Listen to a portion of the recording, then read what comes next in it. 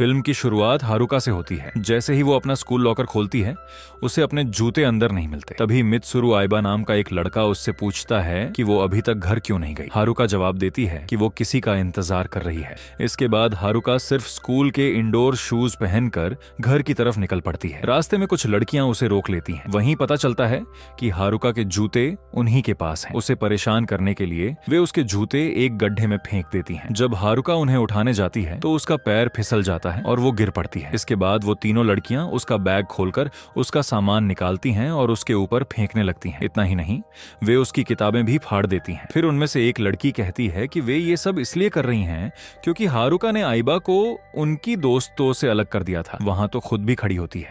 उसी समय कुगा नाम का एक लड़का अपने दोस्तों के साथ वहां पहुंच जाता है। कुगा तो और बाकी सभी लोगों को वहां से लेकर चला जाता है और उन्हें घर जाने के लिए कहता है। दूसरी तरफ हारुका किसी तरह अपना सामान समेटती है और घर पहुंच जाती है। जब हारुका की छोटी बहन शोको नोआकी उसे इस हालत में देखती है तो अपनी बड़ी बहन के लिए रोने लगती है। हारुका उसे गले लगाकर कहती है कि रोना मत। इसके बाद उसके माता पिता भी अपनी बेटी को गले लगा लेते हैं। अगले दिन हारुका के पिता स्कूल में शिकायत करने जाते हैं। वे हारुका की क्लास टीचर मिनामी से बात करते हैं, लेकिन मिनामी बहुत डरपोक होती है। वो उन दूसरे छात्रों से कोई पंगा नहीं लेना चाहती। इसलिए वो हारुका के पिता से कहती है कि वैसे भी इस साल स्कूल बंद होने वाला है, तो क्यों न इसके आखिरी दिन शांति से गुजार लिए जाएं। अगले सीन में हारुका अपनी क्लासरूम में वापस आती है तो कि 3 दोस्तों ने उसकी डेस्क खराब कर दी होती है और उस पर लिख दिया होता है, कहीं जाकर मर जाओ। उसी समय जब हारुका के पिता स्कूल से वापस लौट रहे होते हैं, तब कुगा अपने दोस्तों के साथ मिलकर उन्हें सीढ़ियों से नीचे धक्का दे देता है। कुगा ने अपने जूतों में नुकीली चीजें लगा रखी होती हैं, जिसकी वजह से गिरने के बाद हारुका के पिता को काफी गंभीर चोटें लग जाती हैं। उन्हें सीढ़ियों से गिराने के बाद कुगा और उसके दोस्त हंसते हुए वहां से भाग जाते हैं। बाद में क्लास के दौरान वे लोग हारुका की डेस्क के अंदर एक मरा हुआ कौवा रख देते हैं और टीचर मिनामी को इसके बारे में बताने लगते हैं, लेकिन मिनामी को इससे बिल्कुल फर्क नहीं पड़ता। वो बिना रुके ब्लैक बोर्ड पर लिखती रहती है। तभी आइबा हारुका का साथ देता है और तो उसे कहता है, ये सब तुम ही करवा रही हो ना, इसे बंद क्यों नहीं कर देती। इस पर कुगा जवाब देता है कि तूने कुछ नहीं किया, ये सब उसने किया है। दोनों के बीच लड़ाई होने वाली होती है, लेकिन कुगा वापस जाकर अपनी सीट पर बैठ जाता है। इसके बाद जब हारुका घर पहुंचती है तो वो अपने पिता को देखती है, जिनकी पीठ सीढ़ियों से गिरने की वजह से बुरी तरह घायल हो चुकी होती है। उसकी माँ उसे बताती है कि किसी छात्र ने उन्हें सीढ़ियों से धक्का दे दिया था। अंदर ही अंदर हारुका पहले से जानती होती है कि ऐसा काम कौन कर सकता है। फिर हारुका के पिता उससे कहते हैं कि वो अगले दिन से स्कूल नहीं जाएगी। उसकी माँ भी उसे ग्रेजुएशन तक स्कूल जाने से मना कर देती है। अगले सीन में कुछ दिन बाद दिखाया जाता है। शोको अपने दादाजी से फोन पर बात करते हुए बताती है कि हारुका को बुखार है, इसीलिए वो कई दिनों से स्कूल नहीं गई है। जैसा कि रोज होता है, उसकी माँ हारुका का तापमान चेक करती है और कहती हैं कि वो अभी पूरी तरह ठीक नहीं हुई है, इसीलिए उसे स्कूल नहीं जाना चाहिए। लेकिन असल में हारुका बिल्कुल ठीक होती है। वो सिर्फ अपनी छोटी बहन शोको के साथ समय बिताकर ही खुश रहती है। दूसरी तरफ तोको और उसकी सहेलियां एक बार फिर हारुका की डेस्क को खराब कर रही होती हैं। कई दिनों से हारुका स्कूल नहीं आई होती, इसलिए उन्हें उसे परेशान करने का मौका भी नहीं मिला होता। इसी वजह से वे लोग बुरी तरह बोर हो चुके होते हैं। अब वे रूमी सामा नाम की एक लड़की को हारुका के घर भेजने का फैसला करती हैं ताकि वो उसे वापस स्कूल आने के लिए मना सके। साथ ही उसे धमकी भी देती हैं कि अगर वो ऐसा नहीं कर पाई तो फिर से वही उनका नया निशाना बन जाएगी। अगले दिन रूमी हारुका के घर उससे मिलने पहुंचती है। रूमी उससे पूछती है कि अब उसकी तबीयत कैसी है। उसी दौरान बैकग्राउंड में एक गाना चल रहा होता है। रूमी कहती है कि गाना बहुत अच्छा लग रहा है और पूछती है कि क्या हारुका उसे वो सीडी कुछ समय के लिए दे सकती है। जैसे ही हारुका सीडी निकालने लगती है, रूमी चोरी छिपे उसकी फोटो लेने की कोशिश करती है ताकि उन लड़कियों को सबूत दिखा सके कि वो सच में हारुका से मिलने आई थी। लेकिन हारुका समय रहते उसे रोक देती है। इसके बाद रूमी साफ साफ कहती है कि उसे पता है हारुका बीमार नहीं है और उससे स्कूल वापस आने की रिक्वेस्ट करती है। वो बताती है कि अगर हारुका स्कूल नहीं लौटी तो वे लड़कियां उसे अपना नया टारगेट बना लेंगी। लेकिन हारुका कहती है कि वो अब कभी स्कूल वापस नहीं जाएगी। अगले दिन तो की तीनों सहेलियां रूमी को एक लॉकर के अंदर बंद कर देती हैं। रूमी उन्हें वही सीडी दिखाकर कहती है कि वो सच में हारुका से मिलने गई थी।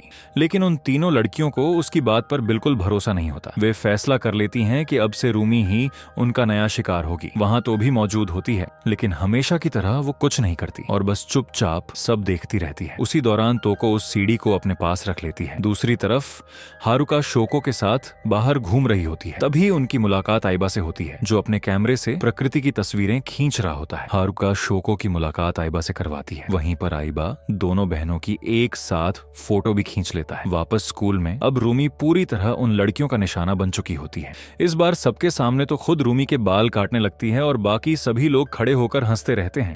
लेकिन अजीब बात यह होती है कि रूमी पर इसका कोई असर दिखाई नहीं देता। वो बिल्कुल भी परेशान नहीं लगती, बल्कि उसका व्यवहार देखकर लगता है जैसे उसे किसी चीज की परवाह ही नहीं है। बाल काटने के बाद तो उससे पूछती है, तो अब कैसा लग रहा है? इस पर रूमी मुस्कुराते हुए जवाब देती है कि अब उसे पहले से ज्यादा अच्छा और हल्का महसूस हो रहा है। तभी वहां मौजूद एक लड़की कहती है कि किसी भी हालत में रूमी को हारुका को वापस स्कूल लाना ही होगा। इस पर रूमी कहती है कि उसे हारुका से नफरत है और वो उसे मार देना चाहती है। इधर दूसरी तरफ आइबा और हारुका अब अच्छे दोस्त बन चुके होते हैं। वे अक्सर साथ में समय बिताने लगे होते हैं। एक दिन बाहर जाने से पहले शोको हारुका को एक लॉकेट देती है और बताती है कि उसने इसे स्कूल में खुद बनाया है। हारुका को वो लॉकेट बहुत पसंद आता है। इसके बाद हारुका और आइबा पूरे शहर में साथ घूमते हैं। वे एक नदी के किनारे भी जाते हैं जहां गलती से उनके हाथ एक दूसरे को छू जाते हैं। उसके बाद दोनों कई अलग अलग जगहों पर घूमते हैं और साथ में अच्छा समय बिताते हैं। बाद में रात के समय हारुका और आइबा दोनों वापस घर की तरफ लौट रहे होते हैं। रास्ते में उन्हें तोको की दो सहेलियां दिखाई देती हैं जो बेहद डरी हुई और घबराई हुई लग रही होती हैं। जैसे ही उनकी नजर हारुका पर पड़ती है, वे तुरंत अपना चेहरा छिपा लेती हैं और वहां से भाग जाती हैं। तभी हारुका की नजर अपने घर पर पड़ती है और वो देखती है कि उसका घर आग की लपटों में घिरा हुआ है। ये देखते ही हारुका तेजी से अपने घर की तरफ दौड़ पड़ती है। वहां पहुंचकर उसे पता चलता है कि उसके माता पिता और उसकी छोटी बहन शोको घर के अंदर फंसे हुए हैं। हारुका उन्हें बचाने के लिए घर के अंदर भागने की कोशिश करती है, लेकिन आसपास मौजूद लोग उसे रोक लेते हैं। उसी दौरान एम्बुलेंस और फायर ब्रिगेड की गाड़ियां भी वहां पहुंच जाती हैं। आइबा बिना देर किए सीधे जलते हुए घर के अंदर घुस जाता है ताकि किसी को बचाया जा सके। कुछ समय बाद आदि आइबा अपनी बाहों में शोको को उठाकर बाहर निकलता है। शोको का पूरा शरीर बुरी तरह जल चुका होता है, लेकिन वो अभी भी जिंदा होती है और सांस ले रही होती है। उसे तुरंत अस्पताल ले जाया जाता है। ये सब देखकर हारुका के पास रोने और चीखने के अलावा कोई रास्ता नहीं बचता। कुछ समय बाद उसके माता पिता आग में बुरी तरह झुलसने की वजह से अपनी जान गंवा देते हैं। उसी दौरान हारुका के दादाजी वहां पहुंचते हैं और उसे संभालने की कोशिश करते हैं। दूसरी तरफ शोको को अस्पताल में भर्ती कर लिया जाता है। उसका पूरा शरीर पट्टियों से ढका हुआ होता है और उसकी हालत अभी भी बेहद नाजुक बनी रहती है। इस घटना के बाद हारुका के दादाजी उसके साथ रहने लगते हैं। अगले दिन जब तो स्कूल जाने के लिए निकल रही होती है, तब उसकी माँ उसे बताती है कि जिस लड़की का घर जला था वो उसकी ही क्लासमेट है और उसे हारुका से मिलकर उसका हौसला बढ़ाना चाहिए। तो उसकी बात मान लेती है और स्कूल के लिए निकल जाती है। दूसरी तरफ कुगा, उसके दोस्त और तोको की तीनों सहेलियां एक साथ बैठे होते हैं। वे सभी बेहद डरे हुए और घबराए हुए नजर आते हैं। उनमें से एक लड़की कहती है कि अब वे लोग जरूर पकड़े जाएंगे। रूमी भी वहीं मौजूद होती है, लेकिन उसके चेहरे पर डर का नामो निशान नहीं होता। बाद में क्लास के दौरान तो अपनी सीट पर चुपचाप बैठी होती है। तभी साइको रूमी उसके पास आती है और कहती है कि उस दिन उसे घर नहीं जाना चाहिए था क्योंकि उस दिन उन्होंने बहुत मजा किया था। ये कहकर रूमी जोर जोर से हंसने लगती है। इसके बाद उनकी टीचर मिनामी रूमी से बात करती है और उसे सलाह देती है कि वो उन बुली करने वाले छात्रों से दूर रहे। इधर दूसरी तरफ कुगा के दो दोस्त बंदूक और क्रॉसबो की मदद से कौवों का शिकार कर रहे होते हैं। वे ऐसा इसलिए करते हैं क्योंकि ये शहर बहुत छोटा है। यहाँ कराओके, गेम सेंटर या मनोरंजन की दूसरी सुविधाएं नहीं है। यही वजह है कि स्कूल में लोगों को परेशान करना भी उनके लिए सिर्फ टाइम पास और मनोरंजन का जरिया बन चुका है। दूसरी तरफ तोको की दो सहेलियां अभी भी बुरी तरह डरी हुई होती हैं। उन्हें पूरा यकीन होता है कि अब वे पकड़ी जाएंगी। घर पर रूमी आराम से बैठी हुई तो की स्केच बना रही होती है। उसने तो की बहुत सारी तस्वीरें और स्केच बना रखी होती हैं। असल में रूमी मन ही मन तो को पसंद करती है और उसके साथ बहुत करीबी दोस्त बनना चाहती है। इसी बीच इस छोटे से शहर में बर्फबारी शुरू हो जाती है। अगले दिन तक पूरा शहर बर्फ की सफेद चादर से ढक जाता है। उसी दिन स्कूल में हर कोई हैरान रह जाता है जब हारुका दोबारा स्कूल आ जाती है। आइबा उसके पास जाकर कहता है कि उसे खुद पर जबरदस्ती करने की जरूरत नहीं है और अगर वो नहीं आना चाहती तो स्कूल आने की मजबूरी नहीं है। लेकिन हारुका अभी भी अपने दुख और सदमे में पूरी तरह डूबी हुई होती है। उसकी हालत ऐसी होती है कि वो ठीक से बात तक नहीं कर पा रही होती। तभी ताचिबाना हारुका के पास पास आती है और दो दूसरी लड़कियों के साथ मिलकर उसे फिर उसी गड्ढे के पास ले जाती है। हारुका के माता पिता की मौत के बाद भी ताचिबाना का दिल नहीं भरा होता। वो अब भी हारुका को परेशान करने से बाज नहीं आती। इसके बाद ताचिबाना एक बार फिर हारुका को परेशान करना शुरू कर देती है और उसे धक्का देकर उसी गड्ढे में गिरा देती है। फिर ताचिबाना खुद भी गड्ढे में उतर जाती है और बाकी दोनों लड़कियों को भी नीचे आने के लिए बुलाती है। वह एक चाकू निकालती है और कहती है कि उसने भी कई बार मरने के बारे में सोचा था, लेकिन जब उसने हारुका की मां को आग में जलते हुए देखा तब उसे एहसास हुआ कि मौत असल में कितनी दर्दनाक होती है। इतना कहने के बाद ताचिबाना हारुका को पकड़ लेती है और कहती है कि अब उसकी बारी है, लेकिन तभी हारुका जमीन पर पड़ा एक कील जैसा नुकीला टुकड़ा उठा लेती है और ताचिबाना पर हमला कर देती है। ये देखकर बाकी दोनों लड़कियां बुरी तरह घबरा जाती हैं। इसके बाद हारुका पास में पड़ा एक डंडा उठाती है और ताचिबाना पर टूट पड़ती है। कुछ देर बाद ताचिबाना वहीं मर जाती है। फिर हारुका चाकू उठाकर बाकी दोनों लड़कियों की तरफ बढ़ती है। डर के मारे दोनों जोर जोर से चिल्लाने लगती हैं, लेकिन उस सुनसान जगह पर उनकी आवाज सुनने वाला कोई नहीं होता। उनमें से एक लड़की उससे रुकने की विनती करती है और कहती है कि असली गुनहगार कुगा है, लेकिन हारुका किसी की बात नहीं सुनती और उन दोनों को भी मार देती है। अगले दिन स्कूल में खबर फैलती है कि ताचिबाना और उसकी दोनों सहेलियां पिछले दिन से गायब हैं। ज्यादातर लोगों को लगता है कि वे तीनों साथ में कहीं भाग गई हैं और शहर छोड़ चुकी हैं। उसी समय स्कूल में एक पुलिस की गाड़ी पहुंचती है। छोटे से शहर में पुलिस बहुत कम दिखाई देती है, इसलिए हर कोई हैरानी से उसे देखने लगता है। कुगा और उसके दोस्त यह देखकर बुरी तरह डर जाते हैं। आइबा भी उनके चेहरे पर साफ दिखाई दे रहा डर नोटिस कर लेता है। कुगा तुरंत स्कूल से निकल जाता है, लेकिन रास्ते में उसकी मुलाकात हारुका से हो जाती है। वह हारुका को धक्का देकर पूछता है कि वो वहां क्या कर रही है, लेकिन उसे ये नहीं पता होता कि हारुका पहले ही उस पर हमला कर चुकी है। कुछ ही देर बाद हारुका फिर उस पर हमला कर देती है, जिससे वह गंभीर रूप से घायल हो जाता है। वह जमीन पर गिरकर किसी तरह बचने की कोशिश करता है, लेकिन हारुका उसका पीछा करती रहती है। आखिरकार कुगा ऊंचाई से गिर जाता है और उसकी मौत हो जाती है। अगले दिन आइबा हारुका से मिलने उसके घर पहुंचता है, लेकिन हारुका अभी भी बिस्तर से नहीं उठी होती। उसके दादाजी आइबा से बात करते हैं और बताते हैं कि ग्रेजुएशन के बाद वे हारुका और शोको दोनों को वापस टोक्यो ले जाएंगे। उधर रूमी अपनी मां के साथ होती है। तभी उसे कुगा के दोस्तों का फोन आता है। वे बताते हैं कि ताचिबाना और उसकी दोनों सहेलियां गायब हैं और अब कुगा भी लापता हो चुका है। उनका शक है कि इन सब के पीछे हारुका का हाथ है और अगला निशाना शायद वे लोग खुद हो सकते हैं। वे कहते हैं कि अगले दिन वे हारुका को खुद खत्म करने वाले हैं। साथ ही वे रूमी को भी अपने साथ आने के लिए कहते हैं। रूमी ये सब सुनकर हैरान रह जाती है। अगले दिन हारुका अकेले बाहर निकलती है। दूसरी तरफ कुगा के दोनों दोस्त चोरी छिपे उसका पीछा कर रहे होते हैं। रास्ते में जब हारुका कुछ फूलों को देखने के लिए रुकती है, तब उनमें से एक लड़का उस पर तीर चलाता है, लेकिन उसका निशाना चूक जाता है और हारुका वहां से भाग निकलती है। इसके बाद दोनों लड़के बंदूक और क्रॉसबो लेकर हर जगह हारुका को ढूंढने लगते हैं। कुछ समय बाद मोटा लड़का हारुका को ढूंढ लेता है। वह उसे पकड़ लेता है और कहता है कि वह काफी समय से उसे अपने काबू में करना चाहता था। फिर वह उसे अपनी बंदूक दिखाकर धमकाने लगता है और उसके साथ जबरदस्ती करने की कोशिश करता है। उसी समय हारुका जमीन पर पड़ा एक प्लायर उठा लेती है और लड़के पर हमला कर देती है। दर्द से चीखते हुए वह अपनी बंदूक गिरा देता है और खुद को संभालने की कोशिश करने लगता है। तभी दूसरा लड़का वहां पहुंचता है और हारुका पर निशाना साधता है, लेकिन अफरा तफरी में उसका हमला अपने ही दोस्त को लग जाता है। घबराहट में दोनों के बीच लड़ाई शुरू हो जाती है। इस पूरे हंगामे के दौरान मोटे लड़के की मौत हो जाती है। इसके बाद हारुका दूसरे लड़के पर भी हमला करती है और वह भी मारा जाता है। दूसरी तरफ कुगा के माता पिता टीचर मिनामी के पास पहुंचते हैं और अपने बेटे के बारे में पूछने लगते हैं। इसी बात को लेकर उनकी मिनामी से बहस भी हो जाती है।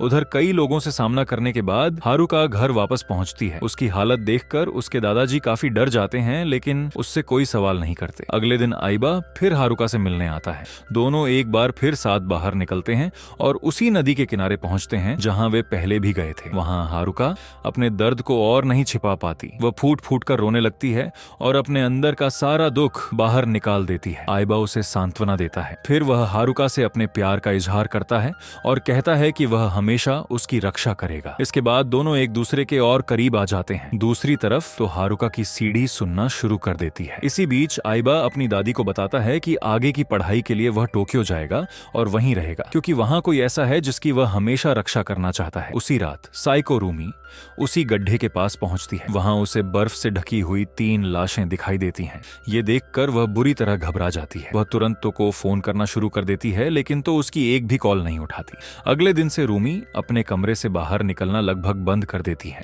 फिर पता चलता है कि जिस जिस दिन रूमी को परेशान किया जा रहा था उस दिन उसने गुस्से में कहा था कि वह हारुका को मार देना चाहती है। ये सुनकर कुगा और दोनों लड़कियां उसका मजाक उड़ाने लगे थे और बोले थे, तुम कुछ नहीं कर सकती। तब रूमी ने कहा था कि वह हारुका के घर पर मिट्टी का तेल डालकर उसे जला देगी। तूने ये सारी बातें सुनी थी, लेकिन उसने उस समय इसका विरोध नहीं किया था। वर्तमान में रूमी फिर से तो को फोन करती है। फोन पर वह रो रही होती है और कहती है कि अब उसकी मौत तय है, मुख चाहिए। वह बताती है कि हारुका ने उनके दोस्तों कुगा और उसके साथियों को भी मार दिया है, लेकिन तो उसकी बात पर विश्वास नहीं करती। तो कहती है कि उसने ऐसा कुछ नहीं किया जिससे हारुका उसे नुकसान पहुंचाए।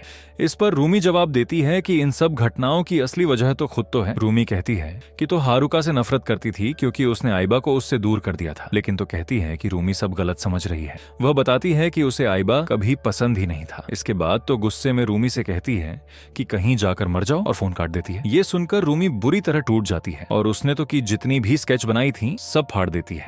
फिर कहानी वापस उसी दिन पर जाती है। उस दिन रूमी सचमुच मिट्टी का तेल लेकर हारुका के घर की तरफ जा रही थी। उसके साथ कुगा और तोको की तीनों सहेलियां भी थीं और वे इस सब को मजे की तरह ले रहे थे। तो भी उनके साथ थी, लेकिन उसे ये सब बेहद बेकार और उबाऊ लगा, इसीलिए वह बीच में ही वापस घर लौट गई। वर्तमान में अब तोको अपनी उस गलती का पछतावा होने लगा है। उसे लगता है कि काश उसने उस दिन रूमी और बाकी लोगों को रोक लिया होता। उसी दिन तो हारुका की सीडी लौटाने के लिए उसके घर जाने का फैसला करती है। तो हारुका के घर पहुंचती है और उसे आवाज लगाती है, लेकिन जब बाहर कोई नहीं आता तो वह सीडी लेकर वापस जाने लगती है।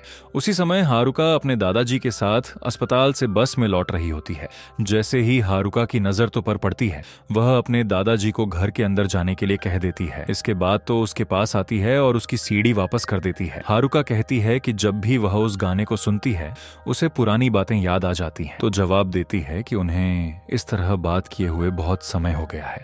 धीरे धीरे दोनों फिर से पुराने दोस्तों की तरह बातें करने लगती हैं। बातों बातों में हारुका को वह दिन याद आता है जब वह पहली बार इस स्कूल में आई थी। वह कहती है कि सबसे पहले उसी वक्त तूने उससे अच्छे से बात की थी।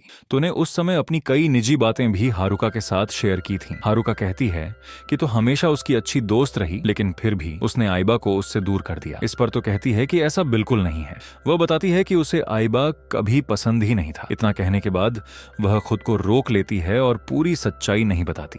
फिर एक फ्लैशबैक दिखाया जाता है जहां तो और हारुका साथ में हंसते बोलते नजर आते हैं, लेकिन तभी आइबा वहां आता है और हारुका को अपने साथ ले जाकर उससे बात करने लगता है। उन्हें साथ देखकर तो मन ही मन सोचती है कि वह हमेशा चाहती थी कि हारुका उसके पास ही रहे। वर्तमान में मुलाकात खत्म होने के बाद तो वहां से जाने लगती है। तभी हारुका उससे कहती है कि उसे अपनी जिंदगी अच्छे से जीनी चाहिए।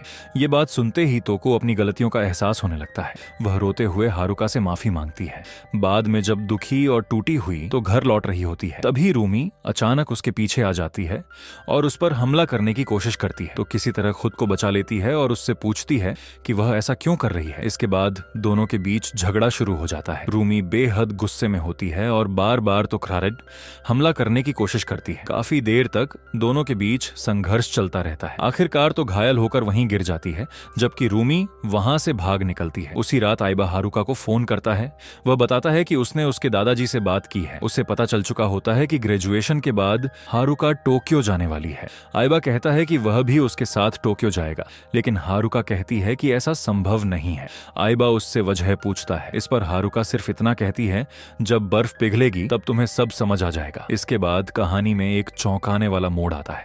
आइबा का असली रूप सामने आने लगता है और उसका व्यवहार काफी असामान्य दिखाई देता है। वह गुस्से में अपना फोन तोड़ देता है और खुद से बातें करने लगता है। फिर वह अपनी दादी के पास जाता है। बातचीत के दौरान पता चलता है कि उसके अतीत में कई डरावनी घटनाएं जुड़ी हुई हैं। आइबा स्वीकार करता है कि उसने पहले भी भयानक काम किए हैं। वह कहता है कि जब भी वह किसी को पसंद करने लगता है तब वह खुद पर नियंत्रण नहीं रख पाता। अब उसे लगता है कि हारुका ने उसके बजाय अपने परिवार को चुना है और यही बात उसे अंदर से तोड़ रही है।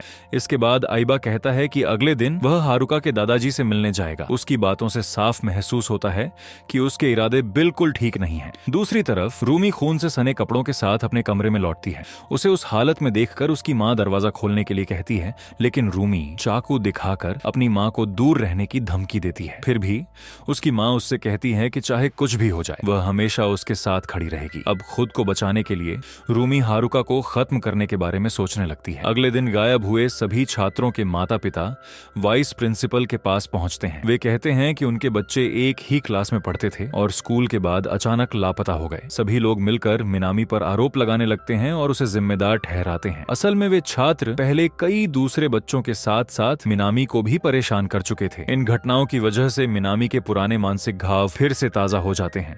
वह पहले ही उनके सामने खड़े होने की हिम्मत नहीं जुटा पाती थी। अब जब माता पिता भी उसी तरह उस पर दबाव डालने लगते हैं तो उसकी हालत और खराब हो जाती है। मिनामी घबरा जाती है, उसका मानसिक संतुलन बिगड़ने लगता है और वह वहां से भाग जाती है। उसी दौरान बर्फ हटाने वाली एक भारी मशीन काम कर रही होती है। भागते समय एक हादसा हो जाता है और मिनामी की मौत हो जाती है। इसी समय हारुका अपनी छोटी बहन शोको से मिलने अस्पताल पहुंचती है, लेकिन उससे पहले रूमी वहां पहुंच चुकी होती है। रूमी शोको को नुकसान पहुंचाने की कोशिश कर रही होती है कि तभी हारुका वहां आ जाती है। दोनों के बीच जबरदस्त झगड़ा शुरू हो जाता है। गुस्से में हारुका रूमी को पकड़ लेती है, लेकिन तभी अचानक शोको की हालत बिगड़ने लगती है। इस अफरा तफरी का फायदा उठाकर रूमी वहां से निकल भागती है। कुछ देर बाद आइबा भी अस्पताल पहुंचता है। उसी समय एक नर्स दौड़ते हुए हारुका के पास आती है और बताती है कि उसके दादाजी के साथ कुछ बहुत बुरा हुआ है। ये सुनते ही हारुका भागकर उनके पास पहुंचती है। वह देखती है कि उसके दादाजी बुरी तरह घायल हैं और उन्हें तुरंत ऑपरेशन रूम में ले जाया जाता है। अब हारुका को आइबा पर शक होने लगता है। वह सीधे उसके पास जाती है और उसके हाथों पर लगे खून के निशान देखती है। इसके बाद हारुका को यकीन हो जाता है कि इन घटनाओं के पीछे आइबा का हाथ हो सकता है। आइबा खुद को बचाने की कोशिश करता है। वह कहता है कि उसके हाथों पर लगा खून पुरानी चोट की वजह से है और उसने जो भी किया हारुका के लिए किया। लेकिन हारुका उसकी बातों पर भरोसा नहीं कर पाती और डर कर उससे दूर हट जाती है। उसी समय रूमी एक बार फिर वहां पहुंच जाती है। अब वह हारुका के सामने सारी सच्चाई कबूल करने लगती है। रूमी बताती है कि उसी ने हारुका के घर पर मिट्टी का तेल डाला था। जब हारुका की मां वहां पहुंची तब उन पर भी मिट्टी का तेल डाला गया। इसके बाद कुगा ने आग का इस्तेमाल करके उन्हें डराने की कोशिश की, लेकिन हालात अचानक नियंत्रण से बाहर हो गए। आग तेजी से फैल गई और बड़ा हादसा हो गया। घटना के बाद रूमी और बाकी लोग वहां से भाग गए थे। ये सब सुनकर हारुका का गुस्सा फूट पड़ता है। वह रूमी की तरफ दौड़ती है, लेकिन झड़प के दौरान हारुका गंभीर रूप से घायल हो जाती है। ये सब आइबा अपनी आंखों से देख रहा होता है। वह बेकाबू होकर रूमी पर हमला कर देता है। कुछ ही देर में रूमी वहीं दम तोड़ देती है। दूसरी तरफ गंभीर रूप से घायल होने के बावजूद हारुका किसी तरह खड़ी हो जाती है। तभी उसकी नजर एक फोटो पर पड़ती है जो आइबा के बैग से नीचे गिर जाती है। वह तस्वीर उसके पिता और शोको की होती है जो उस आग वाली घटना के दौरान ली गई थी। उस तस्वीर को देखकर हारुका पूरी तरह हैरान रह जाती है। आइबा बिल्कुल कैजुअली बोलता है कि जब उसने हारुका के परिवार को आग में जलते हुए देखा था तो वो सीन उसे इतना अलग और यादगार लगा कि उसने उसकी फोटो खींच ली। ये सुनते ही हारुका को सब समझ आ जाता है। उसे एहसास हो जाता है कि आइबा कोई आम इंसान नहीं बल्कि पूरी तरह पागल और खतरनाक इंसान है। गुस्से में हारुका तुरंत अपना चाकू निकालती है और आइबा पर हमला कर देती है, लेकिन आइबा आसानी से उसके वार से बच जाता है। इसके बाद वो बुरी तरह भड़क जाता है और हारुका के चेहरे पर लगातार मुक्के मारने लगता है। फिर जब आइबा उसकी दर्द भरी हालत की फोटो लेने वाला होता है तभी हारुका अपनी बची हुई आखिरी ताकत जुटाती है। वो जमीन पर पड़ा क्रॉसबो उठा लेती है और सीधा आइबा पर निशाना लगा देती है। तीर जाकर सीधे उसकी आंख में लगता है और साथ ही उसका कैमरा भी टूट जाता है। हमला इतना जोरदार होता है कि आइबा वहीं मर जाता है, लेकिन दूसरी तरफ हारुका भी अब बहुत ज्यादा कमजोर हो चुकी होती है। उसके शरीर में अब बिल्कुल ताकत नहीं बची होती। कुछ ही देर बाद हारुका भी दम तोड़ देती है। कई महीनों बाद मिडिल स्कूल का ग्रेजुएशन डे आता है, लेकिन पूरे शहर में से कोई भी वहां नहीं पहुंचता। सिर्फ एक लड़की आती है और वो होती है तो चुपचाप अपनी पुरानी क्लास में जाती है। वहां पहुंचकर उसे हारुका के साथ बिताए हुए सारे अच्छे पल याद आने लगते हैं। उसे याद आता है कि जब हारुका पहली बार स्कूल आई थी, जब दोनों साथ बैठकर बातें करती थीं, हंसती थीं और एक दूसरे के साथ खुश रहती थीं। अब उन यादों के अलावा उसके पास कुछ भी नहीं बचा होता। खाली क्लासरूम में खड़ी तो बस अतीत को याद करती रहती है और इन्हीं कड़वी मीठी यादों के साथ इस दुख भरी कहानी का आखिरकार अंत हो जाता है। वीडियो पसंद आए तो चैनल को सब्सक्राइब करना मत भूलिएगा।